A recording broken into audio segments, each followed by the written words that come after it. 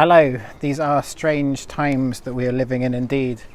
At the moment I'm sort of stuck in India on lockdown, sitting on top of a hostel, and I think wherever we are in the world there's this sense of, everything's different, but this sort of new exploration of what fear is. I think we see fear coming in all over the place, and as much as we try and subdue our fear, it's hard when there's so much of it around, and I think fear begets fear. But I remembered this little story a friend of mine told me earlier in the year, and I'd like to pass it on to you. And it's a story that starts like this.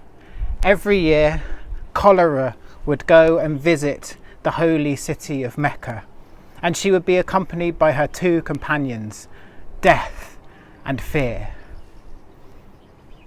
But one year, Fear was a little bit quicker and got to the city gates earlier than Death and Cholera. The gatekeeper did not know Fear and let him in. A little while later, Cholera and Death showed up. "Open the gates," they said. "Ah, hello, Cholera," said the gatekeeper. "And how many will you take this time?" "Oh, no more than 500, I'm sure of it." "And Death?"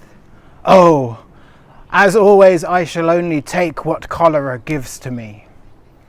And with that, they were let into the city. After a few weeks passed, they returned, and once more they shouted, "Open the gates." And the gatekeeper came out and said, "Cholera, how many did you take?" "Only 499, said Cholera. He looked to Death. "And Death?" "Over 1,000. "What? You promised that you would only take what Cholera gave to you." "Yes," said Death sadly. "I did. But when we got there, the city was in turmoil, for Fear had got there first.